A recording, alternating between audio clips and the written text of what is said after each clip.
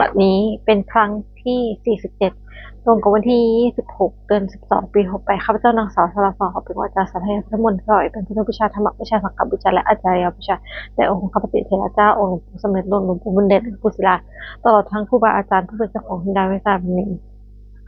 ขอเทพเทวาทั้งหลายโปรดจงอนุโมทนาในการสวดสายของข้าพเจ้านี้ขออนุภาพคุณพระตายครูบาอาจารย์และเทพเทวาทั้งหลายโปรดจงบันดาลให้จิตของข้าพเจ้าเป็นสมาธิควรค่าแก่การสาธยายมนต์ต่อไปโปรดชมเทวดาธรรมตาจักรวาลสุอัตตาขันตุเทวตาสัทธาธรรมังมุนิชันตะทุนันตุสังฆโมกทางสักเคกัมเมจลุเปสิเวคเตจันตลิเขวิมาเนติเปรเทจักขเมจลุวะขันเอเกหามุผู้มาจันตุเทวชลาเวสเมยขันธนาคติขันตาสติเกยังมุจนังสารโอมสนันตุธรรมนัสสนากโลยมทันตาธรรมนัสสนากโลยมตาธรรมนัสสนากโลยมทันตาบทสวดนมัสการสิทธิคาถานโมตัสสะภะคะวะโตอะระหะโตสัมมาสัมพุทธัสสะนโมตัสสะภะคะวะโตอะระหะโตสัมมาสัมพุทธัสสะนโมตัสสะภะคะวะโตอะระหะโตสัมมาสัมพุทธัสสะปุโสสจักเรียคาถานาทิเมสายังอัญญังพุทโธเมสัมนังรังเอเตนะโสเชนะสัพพิมุหตุสัพพานาทิเมสายังอัญญังธโมเมสัมนังรังเอเตนะโสเชนะสัพพิมุหตุสัพพานาทิเมสายังอัญญังสังโฆเมสัมนังรังเอเตนะโสเชนะสัพพิมุหตุสัพพาบทสวดมหาการุณิโกนาโถติอาคติกาคาถามหาการุณิโกนาโถอัฏฐายะสัพพะนิปนังปุเรตวะปรมิสัพพะปะโตสมโพธิมุตตมังเอเตนะโสเชนะมโหตุสัพพะวะมหาการุณิโกนาโถหริดายะสัพพะนิปนังปุเรตวะปรมิสัพพะปะโตสมโพธิมุตตมังเอเตนะโสเชนะมโหตุสัพพะวะมหาการุณิโกนาโถสุขายะสัพพะนิปนังปุเรตวะปรมิสัพพะปะโตสมโพธิมังเอเตนะโสเชนะมโหตุสัพพะวะ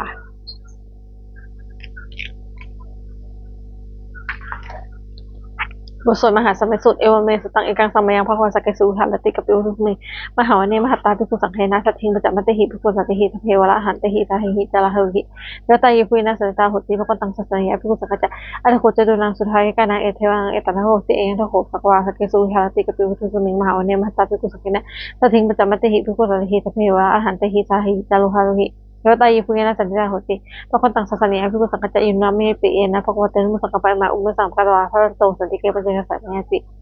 อัตโคตาเทวตาสายปีมาลาพระวาปุริสสมัชชิตงอาปสังภาษาและภาษาและภาษา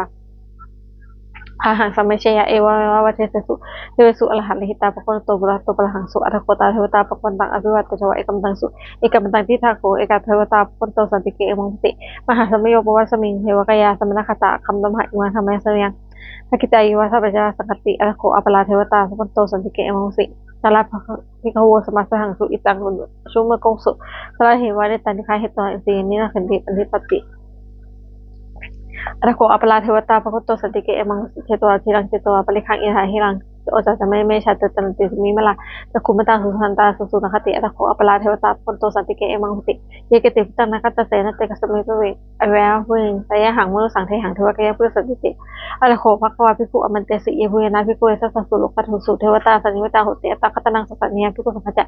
เยวิเตภิกขุเอหิสุอติมตานังอรหันโตสัมมาสัมพุทธะเตสัมปะเปวานังเอตปะเววะเทวตาสันนิวตาเอหิสุเสปิเมหังอรหันติเยวิเตภิกขุเอหิสันติอัตตามัคคตนังอรหันโตสัมมาสัมพุทธะเตสัมปะเปวานังเอตปะเววะเทวตาสันนิวตาเวสันติระยะปิเมหังอรหันติอติคิสมิภิกขุเทวกายันนังนามิทิตาอีสมิภิกขุเทวกายันนังนามิเจติสมิภิกขุเทวกายันนังนามิตังสุนันทาสันตุกังวนาสิกโลทัปปิสมิติเอวัมพันเตติโกภควันโตปัญจสสุงภควาเอตหะโวจะวิโลกัมมนุกัสสมิยะถาภูมานาสิตายสตากิริปตังวะหิตตาสมหิตาปุตุสุสัลเลนะโลมหาสัพพุโนโอตัมมัสสะพุทธาวินาศปัสสนิลาปิญโยเสเตนะตวะวันเนกปิโนเรตตุมันเตยิตถาสวะเกสัสสเนละเตเทวกายะอัปกันตาเตวิชานะเทโกเตจัปปะกุลสุทธาสังเตสัมปะหุญานังอามุสสะมะนะกังอเปเกสตัมมะคุสหัสสังสหัสตลิงสตังเอเกสหัสนังอามุสสะธัมมะคุอเปเกสตัมมะคุทิหาวทาอหุสัญจสัพพังอมิเฮยวะกิตันตะกุมาตโตมันเตยิตถาสวะเกสัสเนละเตเทวกายะอัปกันตาเตวิชานะเทโกเตวหังเกียริสุมิกิระเหโลกุสโภอาสาวะค่ะภูมาลาปิโลวัตวะอิทิมันโตชุติมันโตนะโตยสนมันทำนาพิกมุขเป็นนักสมบัตินะสหัสสาเหมวตายะขันนานิโนอิทิมันโตชุติมันโตนะโตยสนมันทำนาพิกมุขเป็นนักสมบัตินะตตาคิราติหิตสานะขันนาเจริโนอิทิมันโตชุติมันโตนะโตยสนมันทำนาพิกมุขเป็นนักสมบัตินะอิเตเตโรสหัสสายะขันนาเจโนอิทิมันโตชุติมันโตนะโตยสนมันทำนาพิกมุขเป็นนักสมบัตินะเวสามิจามันจะสานะขันนาเจโนอิทิมันโตชุติมันโตนะโตยสนมันทำนาพิกมุขเป็นนักสมบัตินะ ภูมิพิโรราชาคหิโกวิวัสนังพิโยนังสหัสสังยาคณังปุสติภูมิพิโรราชาคหิโกสุปกัสสมิติวนังปุลมัติสังราชาราตโถปุสติคาถานังอธิปติมหาราชาเทโสปุตตสาภโวนานัมสลาอิติมันโตชิติมโตวนาโตสุนมทานะอภิกมุงวนังสัพติวนังทักขินันจัตติสังราชาวิโรหปัสสติภูหังอธิปติมหาราชาเทโสปุตตสาภโวนามัสสลา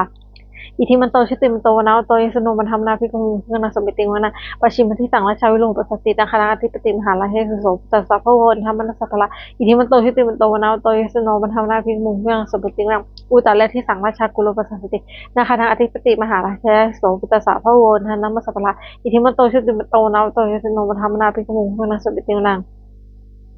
อุวันที่สังรัตโกโถหคินานาวิรุณหโกปชิมินาวิรุณปโขกุลาตระที่สังจันตาโลเตมหาราชาธรรมตาตระสาทัศรมนาอังสุวเนกับปิโลทเวในสังวิโรธาสาคูวิทากาธามายากุเวนทุเวทุวิภูจะวิทูจะตะจันทโมกัมมัสโถจะกินุมทุนิมทุจะปนัทโอมันโยจะเทวสุจตมัตติจิตสนุนคันธโพนโลชโกนโลสโตอาคูปัญจสิกโขจวัตติพลุราชสาเอเตจันเยจราชโรสาคาชุเปมัทมนาภิกมุงเพื่อนาสมิติวนาอาหาภูสาภูนาคาเวสาติสกากัมพลตละอาคูเปยคาเจปิติเยมินารัตถาจาอาคูนคายเสโนเอลวันโนมหานาโคสุปสักสมิติวนาเยนาคาราเชสหัสสาราติพิพาชาวสุจคุเวสหาเตโนประชาจิราสุมานาสอิมังพยันตชาราชมัสสิสุมานาโตเขมักสิกุโทตันหหิวจหิวยันตานาคาสุนาสมกุรุทังทิตาวชิราเถธนะสมุทังอสุรสิตาปตโลอันตระเสเตอิติมันโตยโนกาลกัญชามหาพิสมาอสุรธรรมิกษาวิปจิติสุจิติจาปะหังชนุติสหสตันจาปุริปตานังสเพโนจนารกาตนัยหึนิเสนังพระหูทาวกมุสมัยนิพันตันเตปิกุนังสมิติวนังอาโปปัจจทวิจะเตโยโหวโยตถาคมุงวรุณาวาเทวาสมุจยสัทธะเมตตากรุณากายกะอคุโทยสโนทัสเสเตหัสสัทธกายสัพเพนานาจุโยอิทิมโตชิตุมโตนาโตชิสโนมันธรรมนาปิมุงเวนังสมิติวนังเวนทูจะสาลิจะอสมาจตุเวนยมาจันทุบริษัทเทวาจันทคุคุกิตาเพื่อสุบริษัทเทวาสุยมคุบุรกิตานาขันตริปุลกิตวาอาคุลุหากาวสุนังวสุเสถโสุปคับวินิโรทัสเสเตหัสสัทธกายสัพเพนานาจุโยอิทิมโตชิตุมโตนาโตชิสโนมันธรรมนาปิมุงเวนังสมิติวนังอัฏฐคุสาภูเทวาชมาสิกขาลวะอัตถิละโรธาจะอุมานุมันสิโนวรุณาสาธามัจจะอาจนะชกาสุเลลิกิลาอาคูสเนสุโนทัสเตหัสสัทธากายสัพเพนานาจิโนอิติมันโตจุติมันโตนะโตสโนมันธรรมะปิงูเพื่อสมุติวนังสมนามหาสมนามนุสาวสิมากิทานกุสุติกาอาคูมนุสติกาอาหาคุโลโยเทวาเจโตสิโนปะละคามหาปะละคาอาคูทวายสิโนทัสเตหัสสัทธากายสัพเพนานาจิโนอิติมันโตจุติมันโตนะโตมหาปนาปิงูเพื่อสมุติวนังสุกากรุณหาอันว่าอาคูเวหาสหอวทาไคหาปมขาปมอาคูเวหาจักรนักสธรรมตาลักกจามิสกาจยสิโนอัฏฐานิยะอคัมโยโยทิราสติอัตเสเตทัสสะทากายาสเพนะโนอิทิมโตหิติมโตวนาโตหิสโนปะธรรมะบิหุงกุณาสมิตุนาเขมดารุสตมาอัฏฐกัจจยสิโนอภินตกาลมัสสถาสติมาอาสานิมรติโนอาคูดะโคบิลนิตาอัสเสเตทัสสะทากายาสเพนะโนอิทิมโตหิติมโตวนาโตหิสโนปะธรรมะบิหุงกุณาสมิตุนา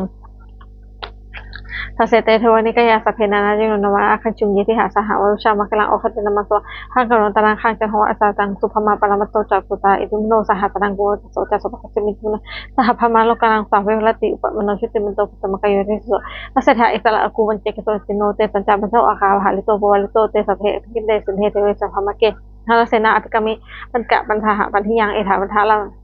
ตะเกนะปัญหามุทูสมตาวรวาเนธรรมโมกุจจะกุญินะอิติตถามหาสโนกัฏฐะปะสี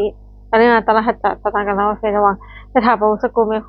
ตอนนั้นโจสุวิชิโกตถาโสสติตังกุโหเวเสตันจัสพังอภิญญาวะคินาจักุมาตโตมติตถาสาวเกสันเนเตมรัสนะอภิกตาเตวิชันนาสังโกได้จับปะมะคุลสุทาสัสสัง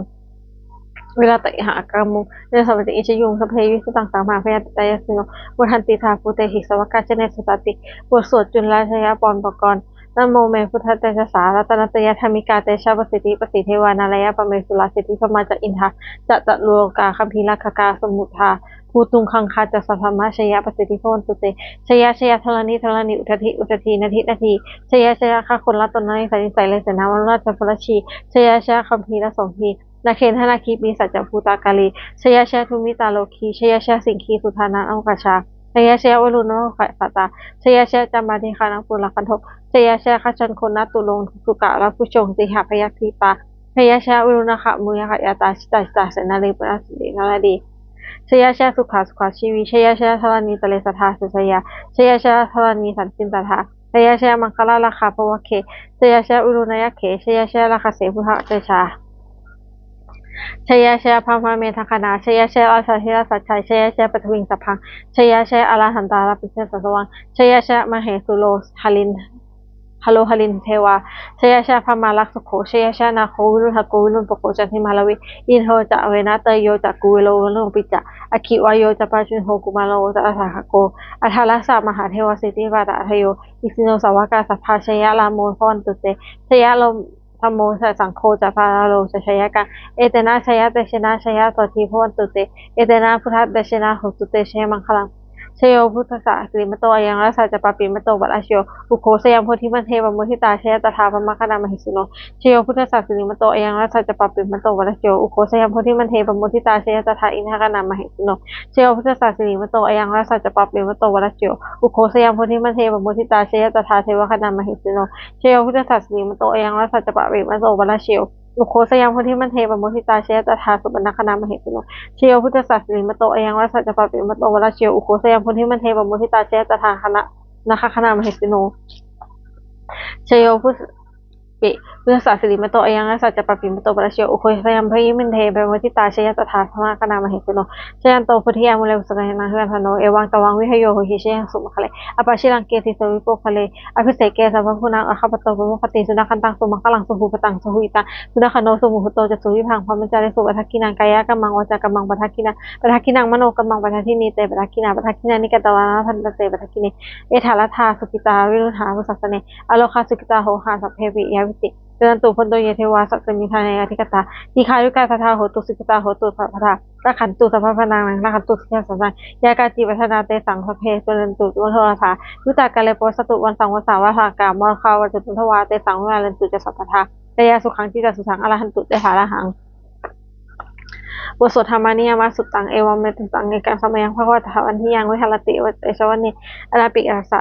อลาเมตตะละโขภควาภิกขุอมันเตเสภิกขุติปันเตติเตภิกขุเอหัตโตปัญจสสงภวะเอตทวจะอุปทาวาภิกขุเออัตตาคัตนะอนุปทาวาอัตตาคัตนะทิตาธาตุธรรมิตตาธรรมยมตาธรรมเพทังคลาอนิจจติตังอัตตาคัตโตอัสสัมพุชติสัมอสะอภิสัมเอติอภิสัมพุชิตวะอภิสัมเมตวะอจิกติเทวติปัญญาปฏิปทาปฏิวิวัลติวิภัสสติอุตานิกโลติสเพสังขละอนิจจติอุปทาวาภิกขุเออัตตาคัตนะอนุปทาวาอัตตาคัตนะทิตาวาธาตุธรรมิตตาธรรมยมตาสัมเพสังขละทุกขชติตังอัตตาคัตโตอภิสัมพุชติอภิสัมเมติสัมพุชิตวะอภิสัมเมตวะอจิกติเทวติปัญญาปฏิปทาปฏิวิวัลติอุสติอุตานิกโลติสเพสังขละทุกขชติอุทาวาภิกขุอัตตาคัตนังอนุปทาวาอัตตาคัตนะทิตาธาตุธรรมิตตาธรรมยมตาสัพเพธรรมอนัตติตังอัตตาคัตโตสัมพุชติอสัมสเมติอสัมพุชิตวะอสัมเมตวะอจิกติเทสติปัญญาปฏิปทาปฏิวิวัลติวิชาชติอุตานิกโลติสัพเพธรรมอนัตติอิทิมโวจะภควะอัตตมนาเตภิกขุปคนตภตังอภิตันทุนติบทสวดพันเตละคาถาสินังคำเมวะนามตังเกอนาคตังบุคคลไม่ควรฟังสิ่งที่คิดลงไปแล้วจะด้วยอะไรและไม่พึงส่งสิ่งที่ยังมาไม่ถึงยะถะวันนี้นันตังขปตังอนาคตังสิ่งที่เป็นอดีตไปแล้วและสิ่งที่กระทบยังไม่มาปัจจุบันโยธรรมังตัสสะตัสสะวิปัสสติอสังขิลังอสังกุปตังวิทยามนุหุยผู้ใดเห็นธรรมอันเกิดขึ้นในปัจจุบันที่นั้นๆอย่างแจ่มแจ้งไม่งอนแน่คอนแคร์เขาคุณให้คุณอาการเช่นนั้นไว้อาเชวะมัจจิกังปัญญามาลังตัวความเพียรเป็นกิจที่ต้องทำวันนี้ใครเราจะรู้ความตายในพรุ่งนี้นาฮีโนพลังสัตว์ในน้ำมาแห่เสนามัจจุนาเพราะการถัดเพี้ยนต่อมัจจุราชผู้เสนามาก็มีสำหรับเราเอวังวิหาริมาตาปิงอาจารย์โหมาตันทิตังอังเวพันกาลโตติสันโตอจิกเตมุนีผู้สงบย่อมกล่าวเรียกผู้มีความเพียรฉะนั้นไม่เกียจคร้านทั้งกลางวันและกลางคืนว่าผู้เป็นอยู่ไม่ละเดียวก็น่าชมบทสวดธรรมเนี่ยสังเวคะปัญจคณะสัพเพสังขลาอนิจจาสังขารคือร่างกายจิตใจและรูปธรรมทั้งหมดทั้งสิ้นมันไม่เที่ยงเกิดขึ้นแล้วมีดับหายไปสัพเพสังขารทุกขาสังขารคือข้างในจิตใจในรูปธรรมนามธรรมทั้งหมดทั้งสิ้นมันเป็นทุกข์ทนยากข้อเกิดขึ้นแล้วแก่เจ็บตายไปสัพเพธรรมาอนัตตาสิ่งทั้งหลายทั้งปวงที่เป็นสังขารและไม่ใช่สังขารทั้งหมดทั้งสิ้นไม่ใช่ตัวไม่ใช่ตนไม่ควรถือว่าเราเป็นของเราว่าตัวตนของเราอทุวังชีวิตต่างชีวิตเป็นของไม่ยั่งยืนทุวังวรนังความตายเป็นของยั่งยืนว่าสังมารยาตพังอันพึงเราจะตายเป็นแท้มรณะเป็นสยบสังในชีวิตต่างชีวิตของเรามีความตายเป็นที่สุดรอบชีวิตตังอนิยตังชีวิตของเราเป็นของไม่เที่ยงมรณะเนยตังความตายเป็นของเราเป็นของเที่ยงว่าจากคนที่จะสังเวชอายังกายโยจิรังร่างกายนี้ไม่ตั้งอยู่นานอาคาเปวัญญาโนท่านปัสจากวิญญาณชุนโทอาคาสิ้นเสร็จแล้วอธิสัสติสัจจารันทัปปฐวีซึ่งแผ่นดิน กลิงคลังอีวาประดุจว่าทำลายและท่านฟื้นนี่รันถังหาประโยชน์ไม่ได้อันนี้จาวัตสังขารสังขารทั้งหลายไม่เที่ยงหนออุปทาวานี่ธรรมิโนมีความเกิดขึ้นแล้วมีความเสื่อมไปเป็นธรรมดาอุปชิตวานิโนจันติเกิดขึ้นแล้วด้อมดับไปเตสังโมสัมมโนสุขโขความเข้าไประงับสังขารทั้งหลายเป็นสุขอย่างยิ่งแต่เพศตามลิจันจ่าสัตว์ทั้งหลายทั้งปวงกำลังไปอยู่มะเร็งสุเอแต่มะเร็งสเลที่ตายแล้วกำลังจะตายแต่เทวะหังมะเร็งสมิธเราก็จะตายเช่นนั้นเหมือนกันนั่นที่เมเอธาสังสยความสงสัยในความตายนี้ย่อมไม่มีแก่เราเลยบทสวดเมตตายังกิจิกุสลังกัมมังสัพเพปิวะเรหิกุยังโนอนุโมทันตุสุนันตุพุตโตเยเทวะสมิงคเนอธิกตาธิกายุกาสัทธาโหตุสุขิตาโหตุทุกขาปมุตตุมาตาปิตาสุขิตาโหตุทุกขาปมุตตุสัพเพยติกาสุขิตาโหตุทุกขาปมุตตุสัพเพยติกาสุขิตาโหตุทุกขาปมุตตุสัพเพปิสาสัพเพยขาสัพเพเปตาสุขิตาโหตุทุกขาปมุตตุสัพเพอายาวิชาสุขิตาโหตุทุกขาปมุตตุสัพเพนขันตาสุขิตาโหตุทุกขาปมุตตุสัพเพเทวาสุขิตาโหตุทุกขาปมุตตุสัพเพธรรมิจังหุชันโตบทสวดอุชาหลวงปู่ทวดนะโมพุทธิสัตโตอคันติมายะอิติปะคะวานะโมพุทธิสัตโตอคันติมายะอิติปะคะวานะโมพุทธิสัตโตอคันติมายะอิติปะคะวาปฏิฆานาคาถายาเทวตาสันติวิหารวสินีทุเบกเลตหิกเลตหิงติตาธรรมทานเนนะพัตตุปิชาสติงกลเทหะมัทะเลเทระจมัจจาตมรกัจจุโกสารามิกาธนปฏิอุสกาข้ามาจเทสานิข้ามาจอิสระสนาพุตาสุขิตาโพตุเตผู้ชายปิอันทัสสะภวาสังเสชตาโพโหกาลิกานิยานิการธรรมะรังปเจเตสเพทุกษัตริย์สตุสังขยังหตุติจลังธรรมโมสมัตตราจปุคละสังโฆโหตุตมะโคจาอาทายะจหิจายะจาอัมเหละขันตุสัทธมังสเพริปาลิโนพุทธิงสัมเบนุเมยมะอหเมริยะบวติเตปสันนาโหตุสเพปิบานิโนพุทธัสสเนสัมมาทารังพระวิชันโตกาลเทวโปสตุพุทธิภาวะสัตตนังสมิตุเมตนิงปัตตาปิตะราชังนิจังละขันตุพุตตะกังเอวังธรรมเมนะราชโนวัจังละขันตุสัพพทาเทวตาอุชิโนยคาถาทุกขปตาเจนิทุกขพยาปตาเจนิพยาโสกปตาเจนิโสภาโหตุสปาเจโนเอตาชวะจะอมิปันสัมปทางปุญญสัมปทางสเพเทวานุโมทันตุสภาพประสิทธิยาธานังขันตุสัทยาสีลังนัขันตุสัพพทาพนาพิลาตาโหตุจันตุเทวตาคตาสมุงคลคาถาโหตุสัพพังสุมังคลังละขันตุสัพพเทวตาสัพพะพุทธานุภาเวนะสติโหรุยตลังโหตุสัพพังสุมังละขังละขันตุสัพพเทวตาสัพพะธรรมานุภาเวนะสติโหรุยตลังโหตุสุพังสุมังคลังละขันตุสัพพเทวตาสัพพะสังขารุภาเวนะสติโหตุยตลังสัพเพพุทธาพระปตาปัญเจกจนังพลังอาหารตานันตะเตเชนะขันตุสัพโสสัพเพพุทธาพระปตาปัญเจกจนังพลังอาหารตานันตะเตเชนะละขันตุสัพโสสัพเพพุทธาพระปตาปัญเจกจนังพลังอาหารตานันตะเตเชนะละขันตุสัพโสสัพเพพุทธาพระปตาปัญเจกจนังพลังอาหารตานันตะเตเชนะละขันตุสัพโสสัพเพพุทธาพระปตาปัญเจกจนังพลังอาหารตานันตะเตเชนะละขันตุสัพโสสัพเพพุทธาพระปตาปัญเจกจนังพลังอาหารตานันตะเตเชนะละขันตุสัพโสสัพเพพุทธาพระปตาปัญเจกจนังพลังอาหารตานันตะเตเชนะละขันตุสัพโสสัพเพพุทธาพระปตาปัญเจกจนังพลังอาหารตานันตะเตเชนะละขันตุสัพโสสัพเพพุทธาพระปตาปัญเจกจนังพลังอาหารตานันตะเตเชนะละขันตุสัพโสด้วยอำนาจแห่งบุญกุศลที่ข้าพเจ้าได้สวดสาธยายพุทธมนต์นี้ข้าพเจ้าขอน้อมเกล้าอุทิศถวายเป็นพระราชกุศลแด่สมเด็จพระนางเจ้าสิริกิติ์พระบรมราชินีนาถพระบรมราชชนนีพันปีหลวงผู้เสด็จสู่สวรรคาลัยขออานิสงส์แห่งบุญกุศลนี้จงประสานสิริมงคลแก่ข้าพเจ้าให้แคล้วคลาดจาก